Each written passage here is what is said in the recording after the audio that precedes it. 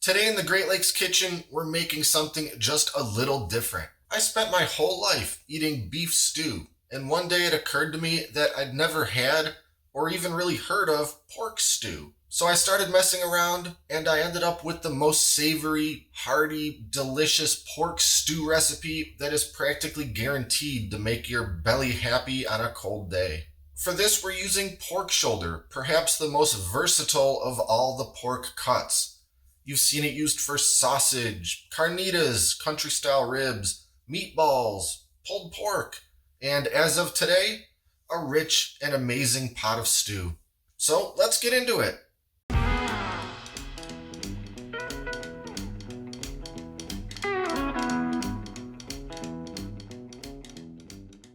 Let's get started by taking a look at our ingredient lineup.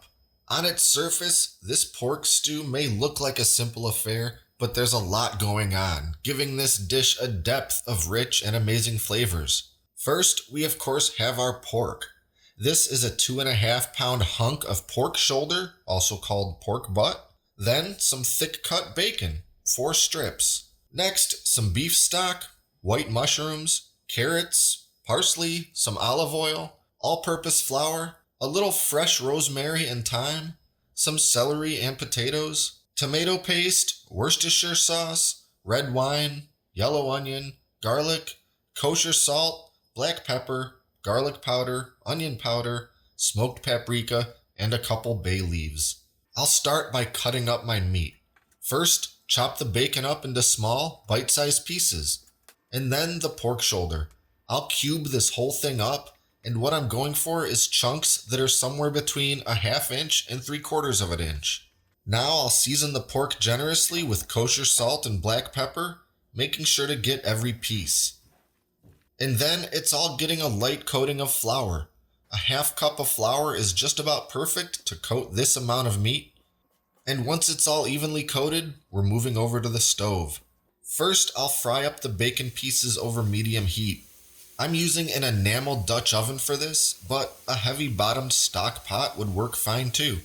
I'm cooking the bacon until almost crispy, but not quite. Then I'll remove the bacon with a slotted spoon, leaving behind as much of the grease as possible. Next, we have to brown all that pork. I'll add a splash of olive oil to that bacon grease, turn my heat up to medium-high, and drop in half of the pork. For a Dutch oven this size, I need to do 2 batches. I don't want to completely overcrowd the pot because I need every piece of pork to get browned on all sides. And while that's browning, I'll chop up my carrots, celery, onion, and garlic. When the first batch of pork is browned, I'll remove it from the pot, then add a little more olive oil and do the second batch. Once the second batch is removed from the pot, it's time for one last splash of olive oil and we're sauteing. I'll start with the carrots, celery, and onion.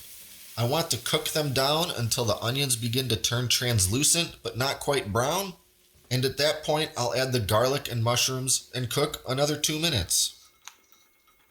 Next, it's time to deglaze with some red wine. Between the bacon, pork, and veggies, there are plenty of brown bits stuck to the bottom of the pot, and deglazing and scraping with a wooden spoon will loosen a bunch of that, bringing even more flavor to this stew. I'll let that wine cook down and reduce by about half. Then I'll throw in the tomato paste and beef stock and stir until everything is well incorporated. At this point, I'll add the Worcestershire sauce, garlic powder, onion powder, smoked paprika, fresh rosemary and thyme, and bay leaves. I'll mention that you can certainly use dry, ground rosemary and thyme if you don't have fresh. And I'll put a link to the full recipe in the video description below where you can see the quantities and measurements of every ingredient. Now I need everything to come up to a simmer. I just added all that cool liquid and it's brought the temperature of everything down. So I'll give that a few minutes, and in the meantime, I'll get my potatoes ready. I'm using russets, but you could use something like a Yukon Gold. These were pretty big russets, so I'm only using 2. After peeling, I'll cut them into roughly 1/2 inch cubes. Then they're going into the pot, followed by that bacon we cooked earlier, and then all of the pork shoulder. At this point, the contents of my Dutch oven have become perilously close to the top, but that's okay. I'll just stir carefully. Now I need to let everything simmer for a while. Once everything starts gently bubbling, I'll reduce the heat to pretty low so I can maintain a low simmer. I'll let this go for about 1 hour. Pork shoulder needs to be cooked for a while, and the longer it cooks, the more tender it becomes. But I don't want to go for much more than 1 hour, or else my vegetables may start turning to mush. After an hour, you can see the liquid is thickened up quite a bit. But if it's still not quite thick enough to your liking for a nice stew, you can add just a little cornstarch slurry. Do this by mixing about 1 tablespoon of cornstarch with about 1 tablespoon of cold water. Stir that together very well and add to the pot. Give the pot a thorough stir, and over the next few minutes that sauce will tighten up. I wouldn't add more than this amount of slurry because you will risk ending up with sludge rather than stew. And finally, it's ready to serve. Garnish with some of that fresh parsley and enjoy. While its texture and even appearance may seem on par with a standard beef stew, this pork stew stands apart with its own hearty flavors. Next time pork shoulder is on sale, why not give it a try? Make up a big old batch for family dinner, or portion it out and freeze to enjoy later. Be sure to like and subscribe and stay up to date with all our latest stuff, including future cooking videos. Thanks for watching, and I'll see you next time right here in the Great Lakes Kitchen.